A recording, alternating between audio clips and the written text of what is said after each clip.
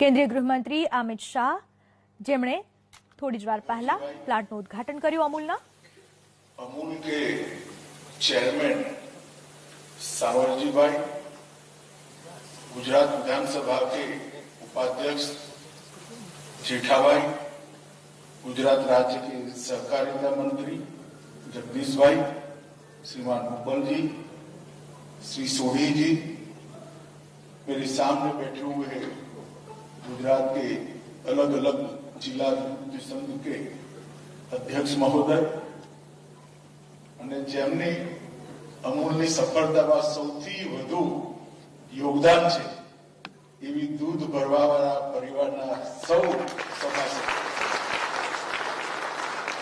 મિત્રો, आज यहाँ पर अमूल और एक्सपांड हो, विकसित हो और अलग अलग जगह पे अलग अलग क्षेत्र में देश की और अमूल की स्वतः की रिक्वायरमेंट को पूर्ण करने के लिए ढेर सारे कार्यक्रम यहाँ पर रखे हैं। मिल पाउडर प्लांट का लगभग 280 करोड़ की लागत से एक उद्घाटन यहाँ पर हुआ। अब शायद मैं मानता हूँ, सोढ़ी जी करेक्ट करेगा गलत है तो, अमूल सबसे बड़ा मिल्क पाउडर का उत्पादक देश का अब बन चुका है। इस बटर में भी 85 करोड़ की लागत से नए बटर प्लांट का भी आज उद्घाटन हुआ है। अमूल के संचालन को सुगम बनाने के लिए ऑटोमेटिक रोबोटिक स्टोरेज व रिट्रीवल सिस्टम 23 करोड़ रुपया से आधुनिक तकनीक के साथ आज यहाँ पर उसका भी उद्घाटन हुआ है। और पैकेजिंग के लिए अमूल की ही जरूरियातों को पूरा करने के लिए लगभग 50 करोड़ रुपए का एक संयंत्र पॉलीफिल्म का भी यहाँ पर लगाया गया है। एक मानव में चारों प्लांटों से अमूल ने अपने तीनों अंग को मजबूत करने का काम किया है। अमूल के सहकारिता आंदोलन का एनालिसिस करिए तो इसमें 3 महत्वपूर्ण अंग है।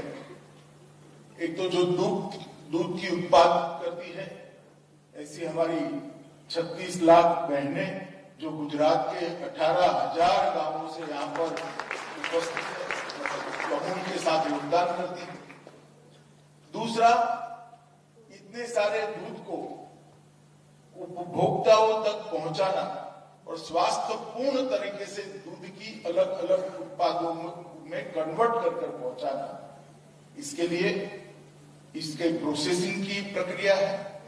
और तीसरी प्रक्रिया इसके मार्केटिंग की है, जो सीधे उत्पादक तक अंतिम प्रोडक्ट पहुंचती, चाहे आइसक्रीम हो, चाहे लस्सी हो, चाहे छाछ हो, चाहे दूध हो, चाहे बटर हो, चाहे मिल्क पाउडर। ये तीनों अंगों को एक प्रकार से मजबूत करने के कार्यक्रम आज यहाँ पर हुए हैं। मैं अमूल के चेयरमैन सामर भाई और श्री भूपल जी का धन्यवाद करता हूँ कि उन्होंने मुझे यहाँ पर मिला। मित्रों, आज सबसे पहले मैं आप लोगों के सामने एक बात कहना चाहता हूँ कि इतने बड़े विशाल देश को और विशाल जनसंख्या को सर्वस्पर्शीय सर्वसमावेशक विकास से युक्त करना है तो कोई मॉडल काम में नहीं आ सकता। 130 करोड़ की आबादियों को एक साथ रखकर सब तक विकास पहुंचाना और विकास की प्रक्रिया में सबको हिस्सेदार बनाना, ये बड़ा कठिन काम है। दुनिया भर में अर्थतंत्र के कई मॉडल खड़े हुए हैं, मगर ये कोई 2 करोड़ की आबादी के लिए तो ठीक हो सकता है, कोई 10 करोड़ की आबादी वाले देश के लिए ठीक हो सकता है। अमेरिका जैसा देश जिसकी आबादी 20 करोड़ से शायद ज्यादा होगी, तो सिर्फ उत्तर प्रदेश की आबादी 22 करोड़ है।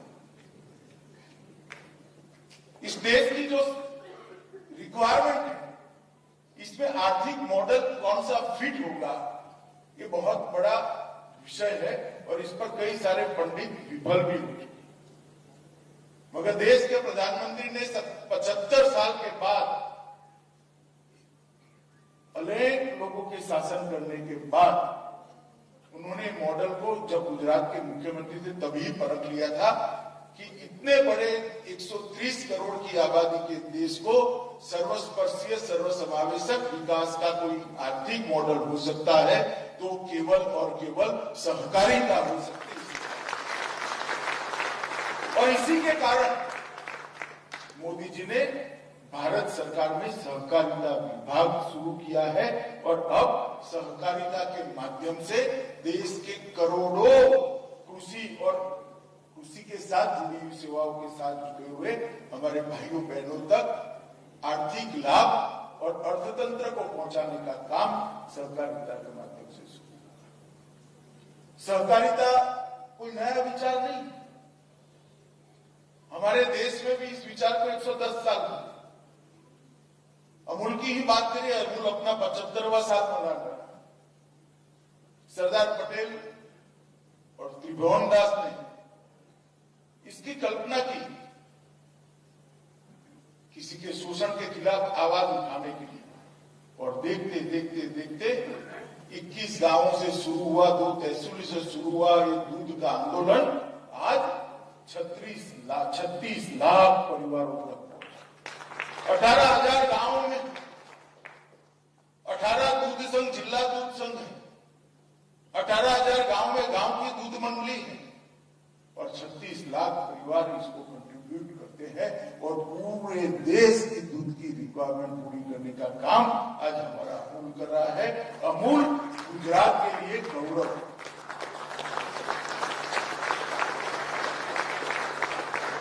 जब मोदी जी ने सहकारिता का विभाग बनाया तब कई लोगों ने कई सारे सवाल खड़े किए।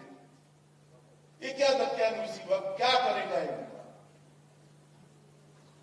मगर मेरे लिए तो गौरव की बात है कि मुझे देश के पहले सहकार मंत्री बनने का मौका देश में मिला